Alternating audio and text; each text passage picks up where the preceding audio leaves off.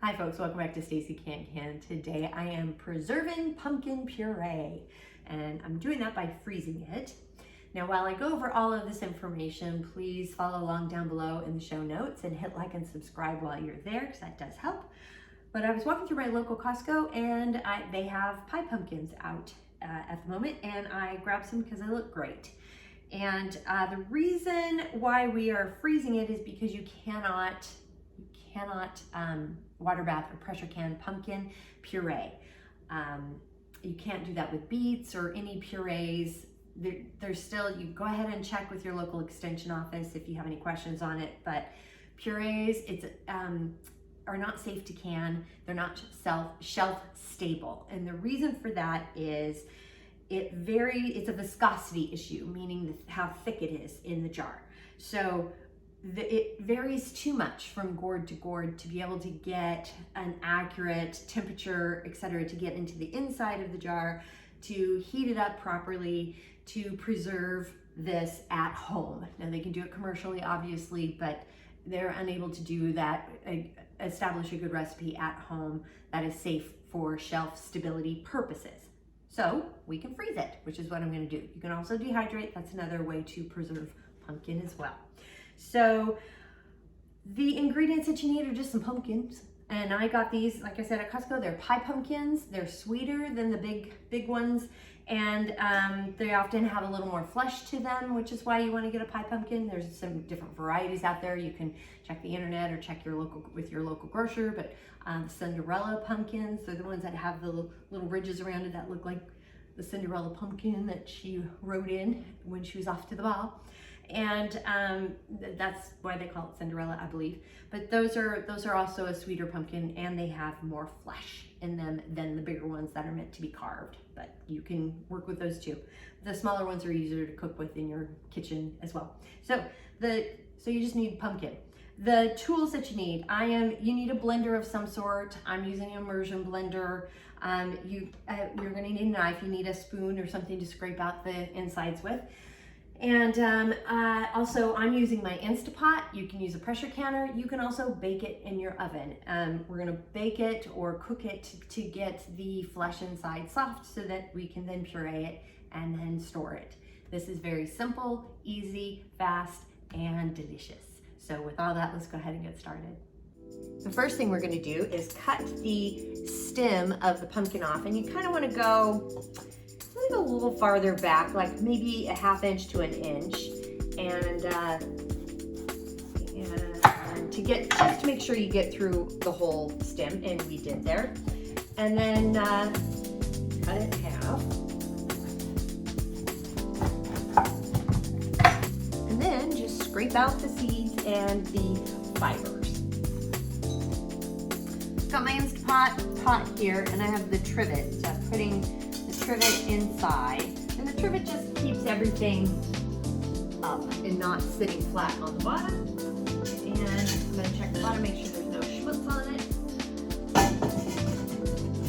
My pot in here, and then I am pouring in 1½ cups of water, and that's what you need for an Instapot. You don't really need that for the oven. There's a bunch of recipes on there how to bake it, and I think it's like 350 for 20 to 30 minutes, 15 depending on the size of your pumpkin and the chunks that you're using. And then we're just going to strategically place these tabs inside the pot, and I'll just show you real quick. So this is kind of what I did here. You don't want them stacked on top of each other too much. You want to give it a little bit of space in there, and you want to make sure that the vent is not, this part here in the lid is not blocked, and it's not. These are small pumpkins. If these didn't quite fit, you could then quarter them to get them in there a little bit easier if you needed to. And I make sure that I have my Instapot kind of not underneath a cabinet. That's me. I don't like all the steam coming up underneath my cabinet. That's me. So I like to kind of set it off to the side here. And then we're gonna select steam, and I'm gonna keep it on high. going to do it for 15 minutes and get it started.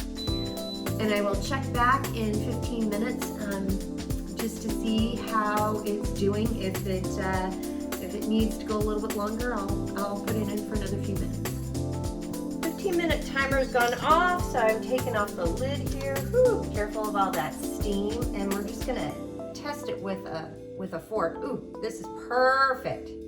Look at that. The fork just goes right through. So I'm gonna go ahead and take this out. Now the easiest way to get these out, the pumpkin out of the pot here, is I'm using an oven mitt and a giant spoon because they are hot. So just be careful when you are removing from the pot. And then I'm going to go ahead, I'm just going to reuse the pot here. So I'm going to drain the liquid. And I am going to continue to use an oven mitt here because it's very hot. And just pull the flesh out from the skin and discard the skin. Look at that. It's kind of a pain to do, but do your best, do your worst. No one's really looking that closely, and you know, you can just pull the peel off, but it's pretty hot. So just be careful. You can wait for it to cool, but I'm not gonna. I've got all the pumpkin scraped out, and now I'm going to use my Immersion Blender and just to pulse it and puree. You can also put it in a blender, put it in your food processor, however you want to do it. I just am choosing to put it back in the pot here so I don't dirty up another dish. And now it's done, so I'm going to put it in a container for the freezer. And this is how we puree pumpkin. Now it's still pretty warm, so I'm going to wait until it cools before sealing it up and putting it in the freezer. And make sure when you freeze something that you write the item on the package that you're freezing it in. I'm going to take some masking tape and put some across here and write pureed pumpkin, and also the amount. These two pumpkins yielded me just over 4 cups of puree, so it's always nice to have that information listed on the packaging so you just know how much it is, and also put on the date. This is good for 6 to 12 months or so, but it's all ready to go now. You can make a pumpkin soup with it, you can do pumpkin pancakes, pumpkin pie, a pumpkin cheesecake, however you want to eat your pumpkin puree, and also a pumpkin butter would be great. But remember, if you do a butter, you can't water bath or pressure can that either. It's just not safe for home canning. You can freeze it and you can dehydrate pumpkin as well. So those are the 2 options that are safe for home for preservation purposes. So, and that's it. It's very simple and easy to do. So the recipe and information is down below in the show notes. And while you're down there, please hit like and subscribe because that does help. And if you have any questions, comments, suggestions, feedback, concerns, by all means, please reach out to me. I'm on Facebook at Stacey Can Can. You can add me on Instagram and TikTok at Stacey Can Can.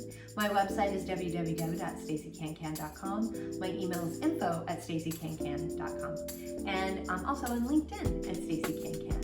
Thanks so much for joining me today. And until next time, happy canning.